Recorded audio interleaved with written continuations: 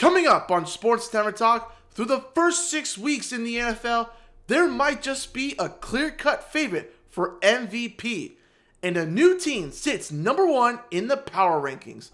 All that and more, starting now.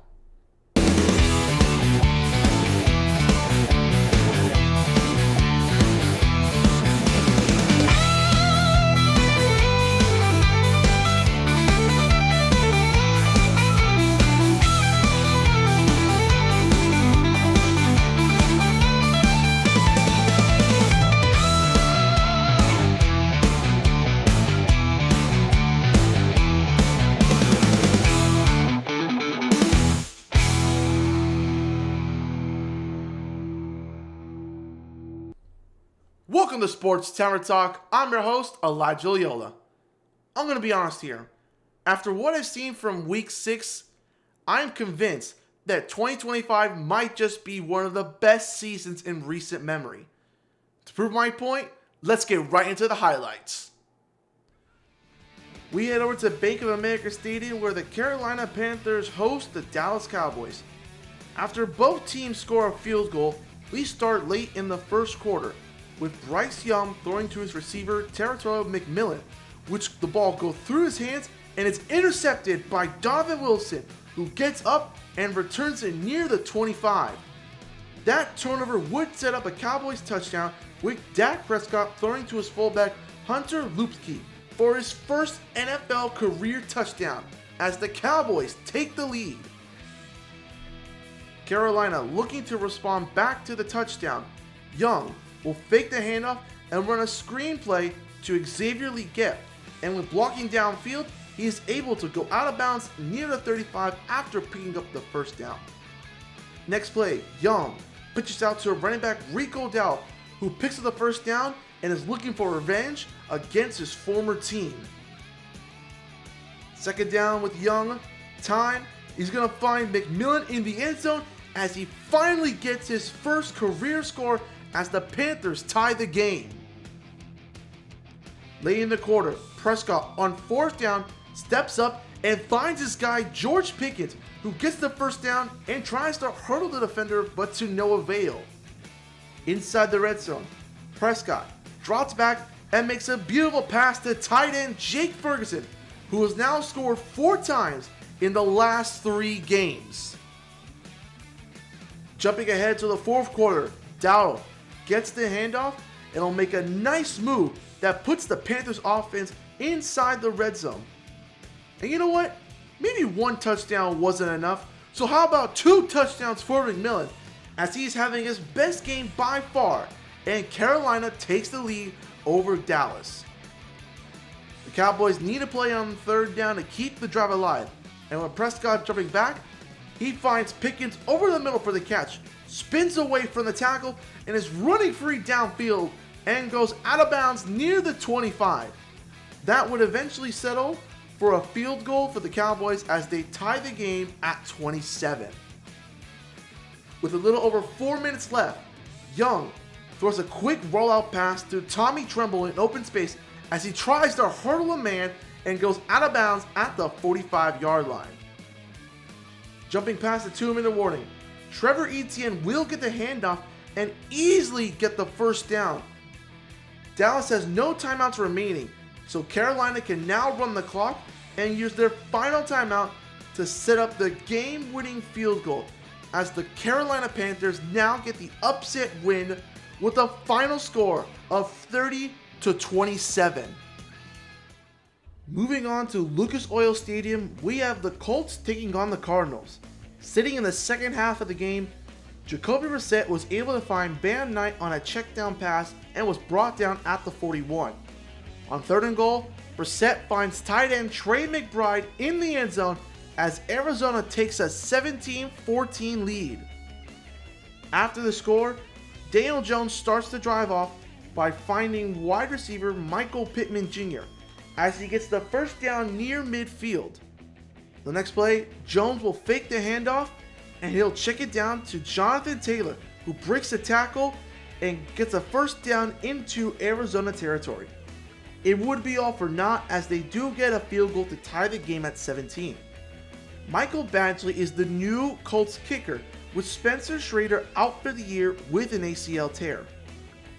With less than 4 minutes to go in the third quarter, Brissett, off play action, will find Zay Jones as he makes a great catch outside the 25-yard line.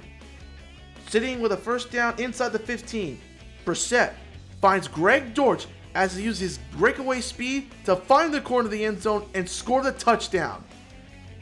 As the quarter is coming to an end, Jones finds another receiver in Alec Pierce, who's become one of the NFL's biggest playmakers when it comes to downfield passes of 15 or more yards. You know what? How about letting Josh Downs get a play on the drive?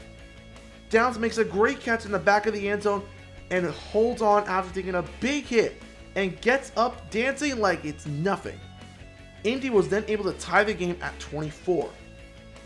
Brissett comes back on the field hoping to run some of the clock out, and after great protection, finds Jones over the middle as he takes it into Colts territory at the 40-yard line. After the first down play, Brissett, faking the handoff and just as about to get sacked, he finds Elijah Higgins as he bounces off defenders, getting the first down and fighting all the way inside the 25. The Cardinals couldn't go any further, so they went for the field goal, and Chad Ryland gives them the 27-24 lead with less than 10 minutes to go. On the Colts drive as they look to respond, Jones finds Pierce for another big play as he is brought down at the 45. Jones will pitch the ball out to Taylor as he's going to walk into the end zone with no effort needed from the defense as he gives the Colts the lead 31-27. With less than 3 to go, Brissett fakes the handoff, and you know what? You gotta love a veteran when he makes a nice play. He decides to take it himself and slide after getting the first down. At the 2-minute warning, Brissett throws a jump ball out to Wilson, and he makes the catch just outside the 10-yard line, putting the offense in a chance to win the game. This may be Arizona's last chance, with Brissett under pressure, can't find anyone, and he is brought down from behind. The Cardinals did not get the 4th down conversion, and the Colts will win it 31-27 to advance to 5-1. The New York Giants shocked the world when they beat the Eagles on Thursday, making the concerns for Philadelphia more worrisome. Teams like the Steelers, Rams, and Patriots continue to win games and stay on with the rest of the teams in their conference. Tampa improves to 5-1 for the first time since 2021, and yet despite all the injuries, they have continued to find a way to win games. And the Kansas City Chiefs got a much needed win over the Lions to keep their season afloat, while Atlanta got an upset win over the Bills, and Caleb Williams got his revenge against Jaden Daniels from last year's matchup. Through the first 6 weeks of the NFL season so far, many things have been unusual, like the special teams unit as a league with so many blocks, missed kicks, and long returns on both punts and kickoffs. Not only that, all the big teams are having slow starts while the rest of the league is either catching up or leading the way. That also is leading into many of the players' names being thrown around for MVP or any of the other player awards. So for me, here are my picks for player awards and if these players are going to win these awards by the end of the season. For my pick at MVP, there is no other choice besides quarterback Baker Mayfield. He is playing out of his mind like he always does. But this year, he is doing this without most of the starting offense. No Mike Evans, no Chris Godwin, no Jalen McMillan, no right guard, no right tackle, and yet he finds a way to win. He already has 4 fourth quarter comebacks from this season alone. He might have led Tampa Bay to an undefeated start if they had beaten the Eagles in week 4. Through everything, Baker has found his place in Tampa as they pile up these wins early against tougher teams. And because of this, they might just give themselves an easy path to the playoffs by the end of the season. And I do believe that he will win MVP by the end of this year. There were a lot of choices for this award, but I decided to go with running back Jonathan Taylor. For me, he is by far the best offensive weapon for the Colts. He looks like a top 5 running back in the league and is providing much needed production for Daniel Jones. With the pace that Taylor is currently at, according to his stats per game, he could finish among the best with over 1,700 rushing yards and 20 touchdowns on the ground, while also earning at least 2,100 scrimmage yards, which would put him having an all-pro season. I do believe he will win Offensive Player of the Year, but if there were other players to win it, running backs Christian McCaffrey and Bijan Robinson, along with wide receiver Jackson Smith and Jigba, could also be in contention for it. If you haven't heard the name Nick Bonito, it's about time you heard it now. He had a great season last year, becoming one of the game's best upcoming players, and is now making a name for himself this year. As an edge rusher, he already has 23 total tackles and 8 sacks, which are among the best in the league. With this pace that Bonito is on, he's likely to end the season with at least 60 tackles and 20 sacks. I can't say for sure if he's going to win Defensive Player of the Year, considering that Myles Garrett and TJ Watt are in the mix as well. However, crazy things have happened before. I am almost certain that, like Mayfield winning MVP, Daniel Jones will win Comeback Player of the Year by the end of the season. When Jones signed with Indianapolis, people thought that the Colts would just tank and go draft a quarterback for the future to replace Anthony Richardson. That idea was tossed out the window because the Colts right now are the best team in the AFC. Jones has been playing outstanding football so far for throwing over 1,500 yards with an 8-3 touchdown to interception ratio. He's also made plays with his feet, moving around in the pocket and picking up first downs himself. Don't be surprised if the Colts win the division and earn a top spot in the playoffs. Lots of rookies this year have played well, but Emeka Egbuka isn't just a rookie, but a certified baller. Last week versus Seattle, he was the first player ever in NFL history to have 25 receptions or more, 400 plus receiving yards, and 5 plus receiving touchdowns to start a career, and it also was the most productive start in franchise history for Tampa Bay. He's already won Offensive Rookie of the Month in September. Yes, I know he's injured, but I do believe that in the end, no other rookie will have more of an impact than Egbuka, leading him to win the award.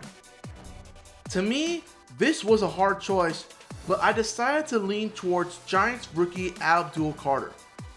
Coming out of college, he was one of the best prospects at his position, which led him being drafted in the first round. He already joins a strong defensive line in New York that has Dexter Lawrence, Kayvon Thibodeau, and Brian Burns. His stats are not eye-popping, but watching him play, he brings pressure to the offense and finishes hard. In the end, I do believe that he will win the award. This is a new award that the NFL has added to this year, to award the best offensive lineman in the league. When it was first mentioned, lots of names have been thrown around to see who will win it first. So far, Penei Sewell, in my opinion, has been the best lineman. He is a core player for the renewed Detroit Lions and has always been a leader since being drafted. It is hard to tell if he will win after the season is over, but Tristan Wirfs is another name that could seriously contend with Sewell for the award. Coming into this segment of the show, it was very hard to choose between all the highlight plays from over on Sunday. Regardless, here are my top 5 plays from week 6. I had to get this play in as an honorable mention. Against the Los Angeles Rams, defensive lineman John Jenkins completes the rare big man trifecta. As he was able to bring pressure, Jenkins sacked Matthew Stafford, stripped the ball away, and recovered it all on his own. This is one of those plays you don't get to see happen a lot.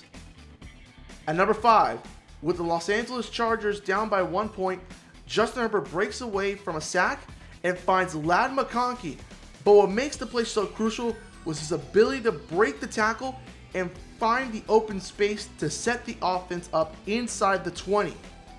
Herbert does deserve the credit for this play, but McConkey made it happen when it mattered most, which resulted in a 29-27 win for LA. At number 4, between the Dallas Cowboys and Carolina Panthers, Dak Prescott was able to find George Pickens on second down as it was almost tipped in the air by J.C. Horn, and BAM! He hurdles a man and takes it inside the 10-yard line. With CeeDee Lamb out, Pickens has been the number 1 wideout for Prescott. And man, this guy has insane athletic ability to make a move like that and stay on his feet. Going back to the game between the Dolphins and Chargers, Jalen Waddle comes in number 3 with less than a minute left before halftime.